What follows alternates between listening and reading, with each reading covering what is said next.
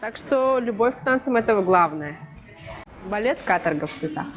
Я такая девушка-вамка. О том, что, не знаю, балерины слушают только классическую музыку и ходят только в пучки. Вот. Мне до сих пор режет слух, когда говорят прима-балерина.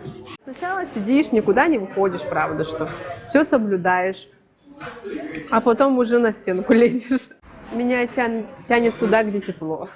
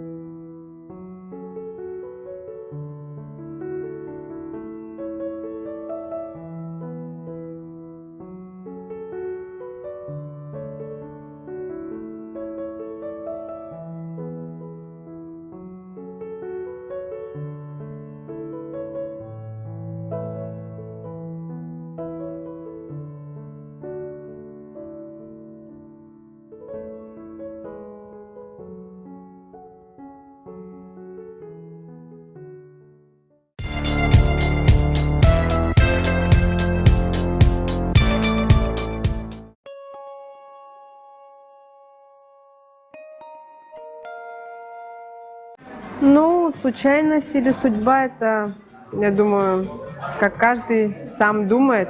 У меня, вот чисто у меня было это как случайность судьбой, вот так. И то сыграла. Я была маленькая, мне было 7 лет. Я училась во 2 классе 25-й школы общеобразовательной города Якутска.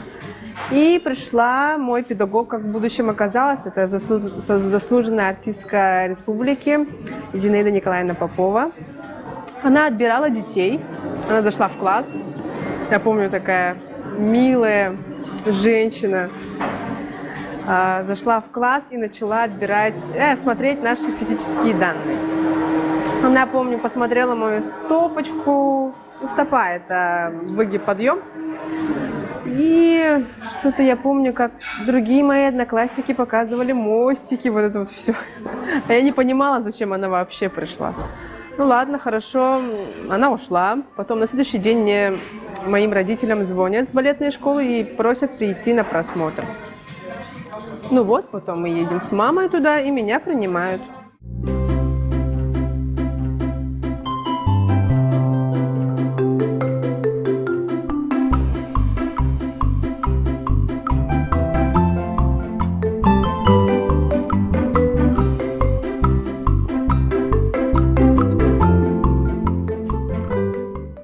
Я опоздала на кастинг, ведь в сентябре все уже начали учиться, а меня отобрали в октябре, по ходу недобор был. И вот я одна из школы со своей, получается, меня в октябре отобрали, это был 2004 год. Мне было 7.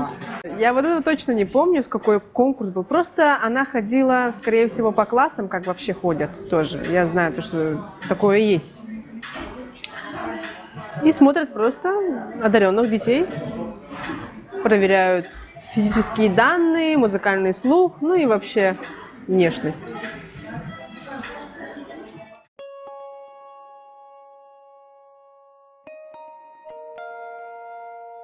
Я не могу говорить про остальных, я скажу про себя. Это было в средних классах. Осознание того, чем я занимаюсь, к чему я иду, вообще что это мне принесет по жизни. Ну, с возрастом, можно сказать. После средних классов я как-то это более-менее четко начала осознавать. А так, любовь к танцу, к балету у меня был всегда, можно сказать. Я без этого дышать не могу. Это очень нужно. Балет, танец, ну не знаю, я из этого состою, как еще можно это объяснить. Так что любовь к танцам – это главное. А там уже дальше терпение и труд все перетрут.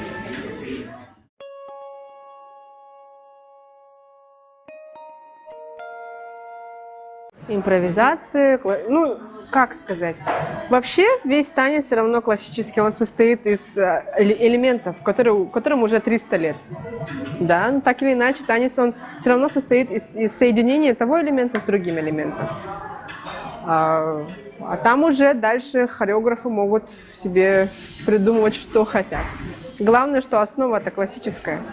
Ну, ножки тянуть, вот это все. Растяжка.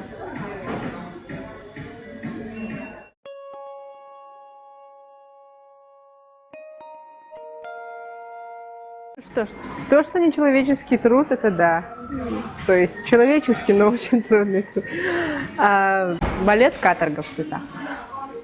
Ну, я, скорее всего, соглашусь. Я не могу знать это вообще полностью, понимать в том смысл того, что балет – это прям самая наитруднейшая профессия в мире. Не знаю, может быть, шахтером быть, конечно, намного труднее. Ну, это по-разному, их нельзя сравнивать в таком смысле, мне кажется. Но, да, балет трудный. Что ж, физически, морально он тебя убивает, но делает тебя сильнее, я не знаю.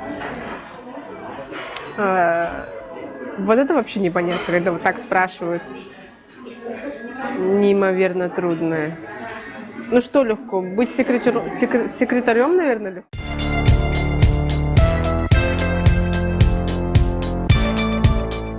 Ты к этому привыкаешь, к тому, что постоянная физическая нагрузка, ну вообще. Но самое главное, когда ты танцуешь в спектакле, это понимание того, чего ты танцуешь, что ты танцуешь, кого ты танцуешь. Это же проживание в другой шкуре, можно сказать. Это примерить на себя жизнь другого человека. Вот эта профессия очень интересна. Я считаю, это не как в офисе сидеть постоянно, я не знаю, клерки. А вот эта профессия все-таки, она интересна, она творческая. Прям для меня. Ой, много где еще можно плакать. Я просто так плачу, смотря на сцену, не знаю, как люди танцуют. Конечно, я очень сентиментальный человек, так что на сцене это не так трудно. Я такая девушка вам, как мне говорят. Дарк.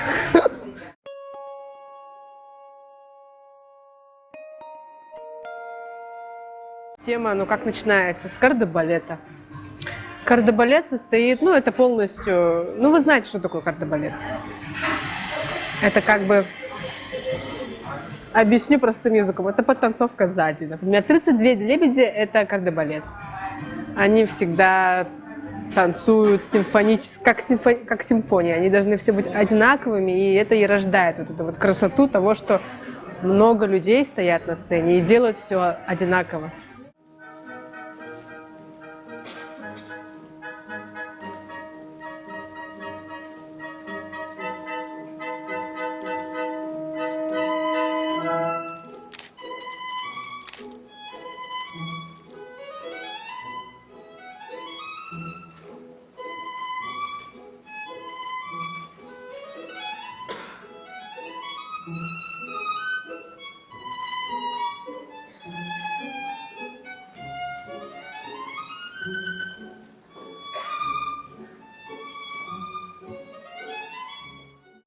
Под музыку красиво, конечно.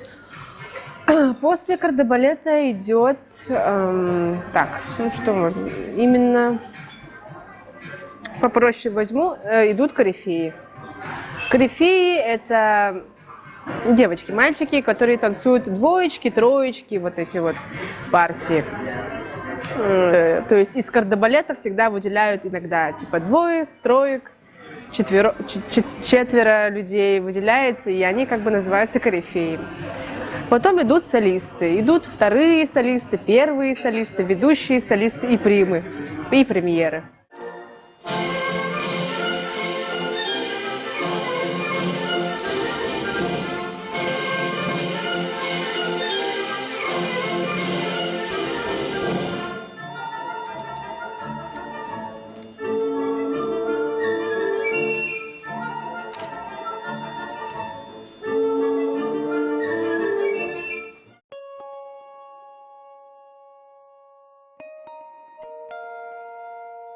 Да, жесткая диета. Они сидят на жесткой диете. Ну, Скорее всего, нет.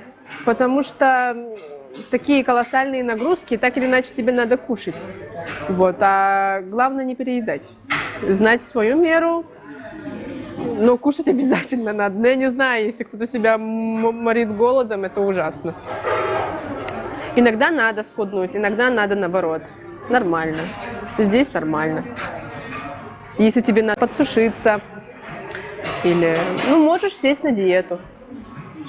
Если тебе надо, вот именно.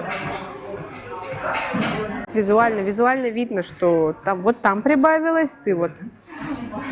О том, то, что, не знаю, балерины слушают только классическую музыку и ходят только в пучки, вот прям все. Цветочек идеальный. Ну, наверное, кто-то ходит так. Но я слушаю хоть какую музыку. И рок могу послушать.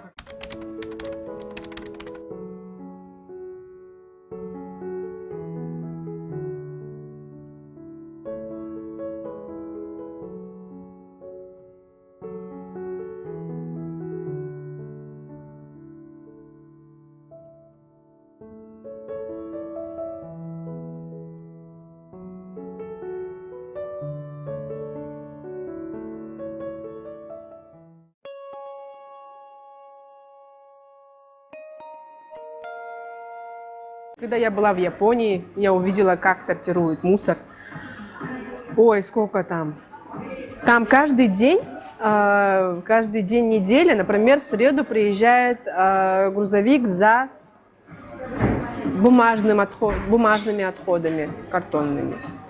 В другой день за алюминиевыми отходами. В другой за пластиком. Ну, там, все вот такое. И специальные мешки для мусора у них есть, они такие большие, и ты их выносишь, получается, утром и оставляешь, потом это все забирают. Так же, как у них вода из канализации перерабатывается в простую нормальную питьевую воду, которая идет из-под крана. Разве это не верх вообще? В нормальных странах все люди от мала до велика должны сортировать мусор, они должны учиться этому с самого детства. Какая разница, то ли ты президент, то ли кто... Ты должен сортировать мусор, чтобы жить на Земле было легче, вообще экология. Страшная тема сейчас экологии, про то, как Земля засорена просто, уже кишит всем вот этим, ну, вздыхается она. Вот почему 20-й год какой-то такой странный. Мне кажется, потому что Земля нас хочет как раз-таки убить, сократить.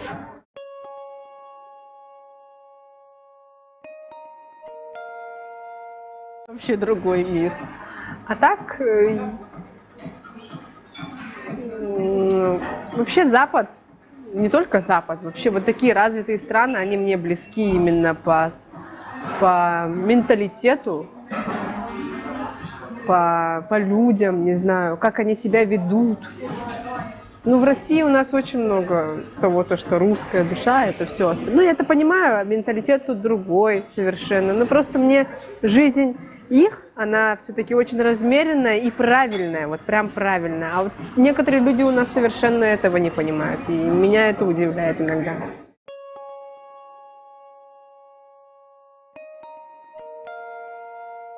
Зачем им знать? Все, спектакль закончился. Пусть они вот с этим вот удовольствием, не знаю, или чем, то, что они получили столько эмоций со спектакля, ушли также домой, рассказали другим. Вот. А дальше пусть сами, мне кажется, додумывают, зачем им знать то, что ты потная идешь, там, плачешь или расстраиваешься из-за того, что у тебя там что-то, может быть, не получилось, или, не знаю, ты очень сильно устаешь после спектакля, смотря еще какой спектакль. И какая нагрузка идет. Ну, идешь в гримерку, все тебя поздравляют. Со спектаклем. Вот, типа такого все, это происходит сзади. Свет тушится, машинисты убирают декорации, костюмеры забирают костюмы, вот это вот все. Артисты расходятся по домам, театр закрывается. А зрители уходят домой тоже или куда-то.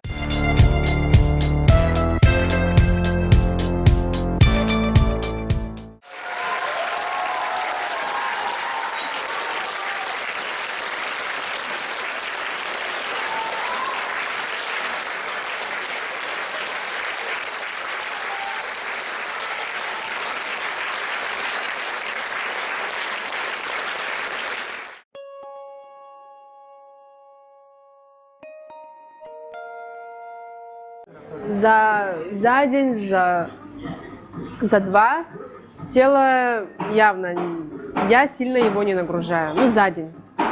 Вот вечер, а завтра спектакль получается. Я его сильно пытаюсь не нагружать, потому что я знаю свое тело, я знаю свои ноги, потому что они, если слишком я много нагружу, дам нагрузку большую, ноги сядут, как у нас это говорится, сядут, это когда мышцы совершенно уже изношены, и больно получается работать. Ноги тяжелые, все тело тяжелое, волочится. Вот когда совершенно, бывает, отдохнувшая придешь, ты как будто летаешь, тебе это легко. И вот. Поэтому за день обычно я, да, все-таки веду спокойный образ жизни. Репетиции более-менее, ну, смотрю по себе. А морально, смотря какой спектакль. Морально готовлюсь, конечно. Всегда есть волнение перед спектаклем. Ну, надо только, как говорят, переступить эту черту кулис и сцены. Дальше, после, вот до этой черты всегда есть волнение. Выходишь, ты его забываешь. Ты там. Ты уже на сцене, ты исполняешь свою роль, делаешь эти, может быть, фуэте.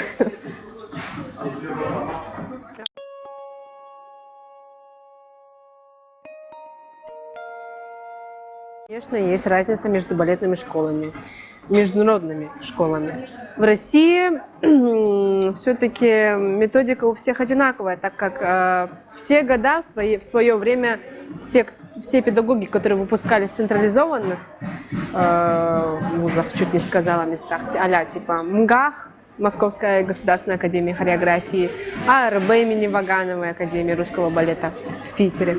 И вот все равно все так или иначе знают, ну, например, взять пример Академии Вагановой, да, вся Россия по методике Вагановой занимается. Ну и вот, а если сравнивать с другими странами, то, конечно, есть различие большое, да, во всем.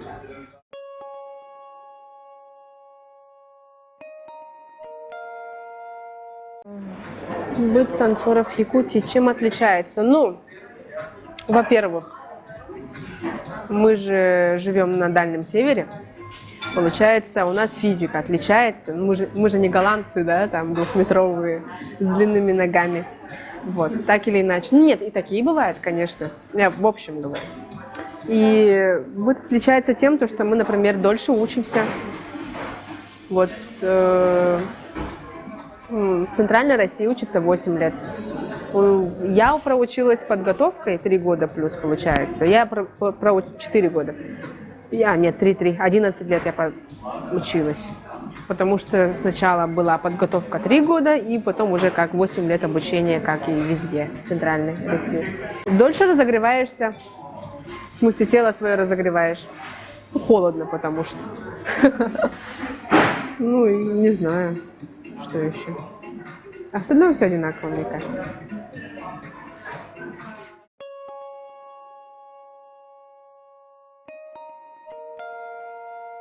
Любимая партия. Обожаю партию Егину в «Спартаке». Смотрели «Спартак»?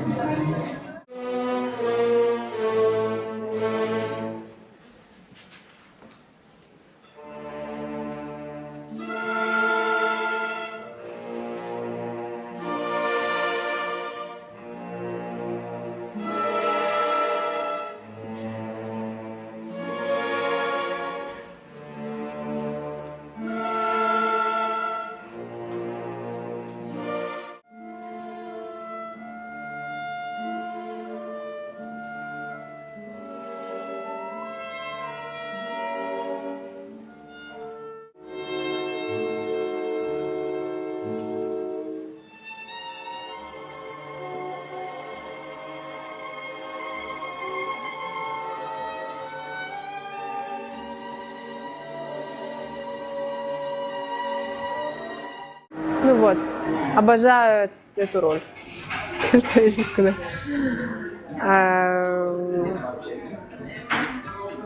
Жизель мне по душе. Ну, я все-таки думаю, что я немножечко не доросла до нее. Может быть, уже доросла, не знаю. «Лебединое озеро». От любви до ненависти вообще. Но я все равно люблю. Люблю этот образ белого лебедя. И черного, естественно.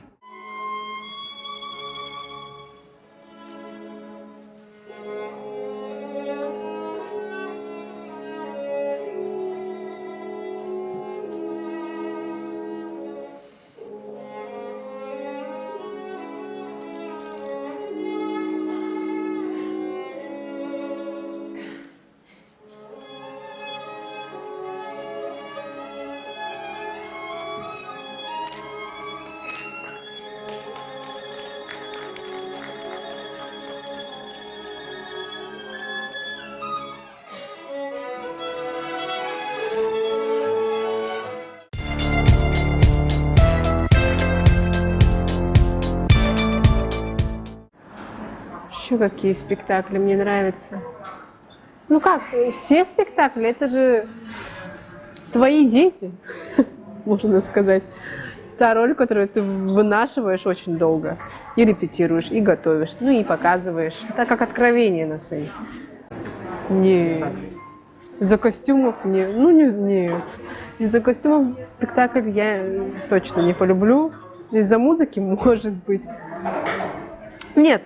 Главное, о чем спектакль и кто ты в нем, и как это возможно раскрыть ближе к тому идеалу, которого, наверное, и не существует.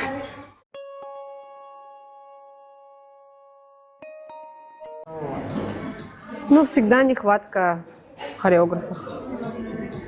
Всегда нехватка хореографов. Больше хореографов нам надо. Современного балета. Вообще направление это очень сейчас развито. Мы отстаем. Вот. Так что проблема в хореографах. Нужны нам новые люди. Ну вот таких вот хореографов бы нам новых. Что-то, чтобы новое привносили, развивалось вообще направление вот этого вот современного искусства в Якутии.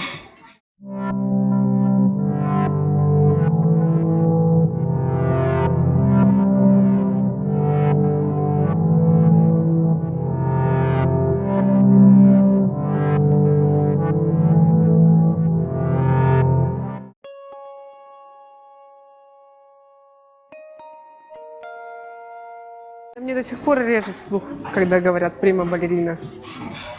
Ну, не знаю. Конечно, надо все-таки подобающе себя вести и все остальное. Ну, как сказать? Каждый думает по-своему. Я думаю, что выбирать свою точку зрения вообще на жизнь, как себя вести. Не люблю, когда люди надевают маски, просто ненавижу. Я такой человек, какой я есть. Я не знаю, что... Ну, жизнь покажет, как дальше.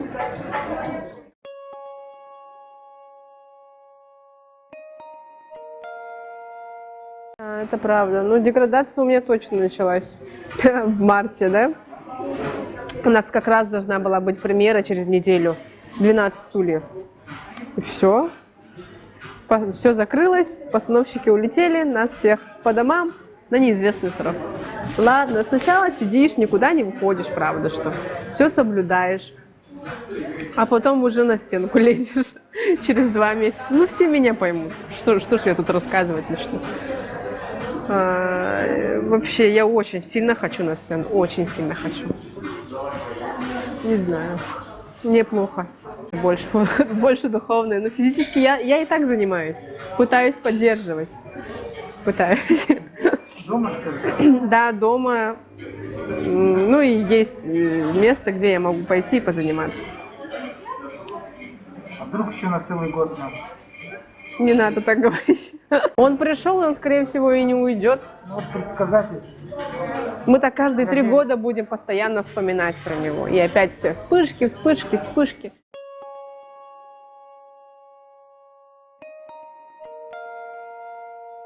Вот этого я не знаю. Как им открыть? Ну, если человек хочет, он откроет для себя балет. вообще искусство. Если заинтересуются, дело же в интересе человека. Ходите, просвещайтесь. Понравится, дальше засосет уже. Затянет.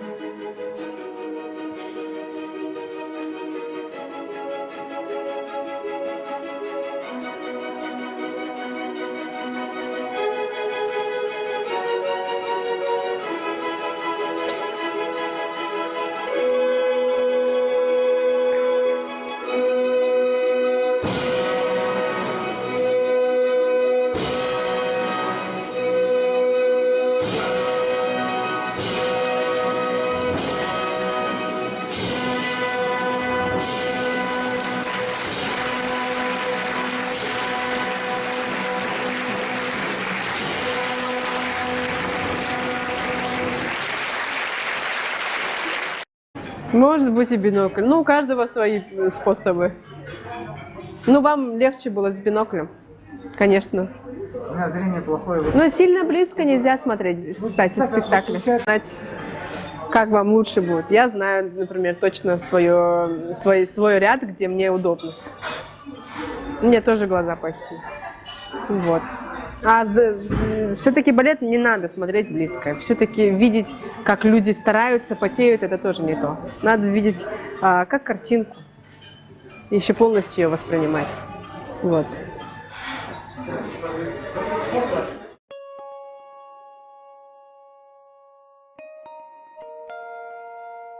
Я открываю новые места, я открываю новую себя в этих местах, я считаю. И я развиваюсь внутренне вообще. Когда разговариваю и общаюсь с другими людьми из других стран, вижу их быт. Вообще, как можно себя, оказывается, вести. Узнаю вообще традиции. Это все, это очень интересно, правда же, открывать тебя с другой стороны. А то сидеть в своем кругу и никуда не выходить, это невозможно, я считаю. Это точно, это будет регресс. А все-таки это прогресс. Ну, вот я надеюсь, что я буду путешествовать всегда. Ну, я надеюсь на это. И молодым, и старым. Когда будешь хотеть, ты все-таки всегда сможешь поехать куда-нибудь, если ты этого хочешь. Я все-таки в Якутии ездила на гастроли по большей части. Ну, была, да, в разных местах. Но не так далеко все-таки от центра, если гастролировала. Далеко была только тогда, когда я ездила в Тикси вот, домой. Это считаю, вот это вот самое дальнее мое путешествие. Где больше всего? Ну вот 2 года я путешествовала по Азии, получается, да, по Юго-Восточной Азии. Меня тянет туда, где тепло.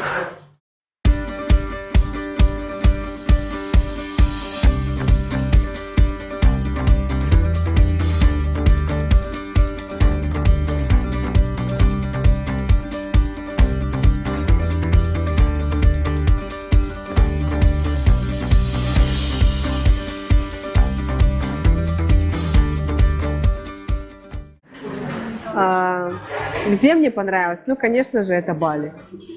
Бали, Япония обожаю. Токио — это просто что-то с чем-то, это джунгли.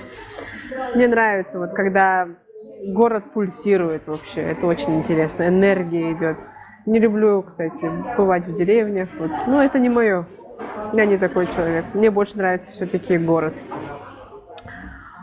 Понравилось, что Япония, Индонезия, Гонконг, кстати, очень классный, красивый город, очень красивый город. Прекрасные люди на Бали, в Индонезии. Прекрасная природа. Да везде прекрасная она была, куда я ездила. У каждого свое. Вот. Но путешествовать это очень важно.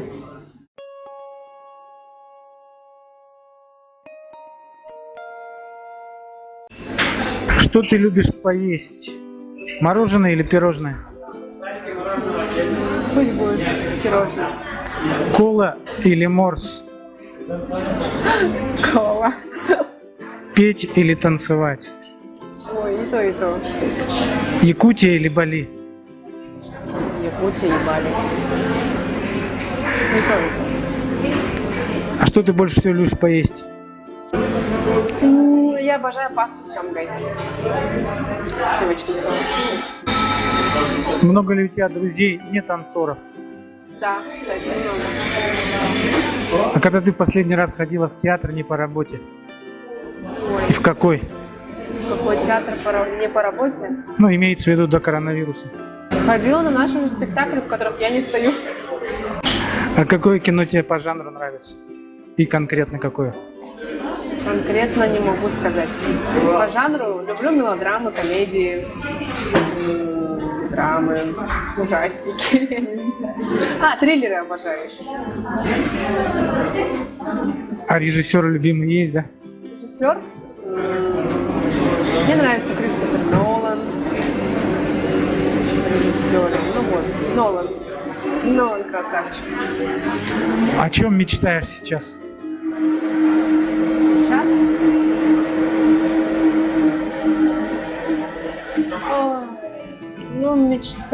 Мечтаю сейчас выйти на работу. Вот. А что ты читала последнее? Читала последнее. Я читала. Классная книга. Ну, давай же.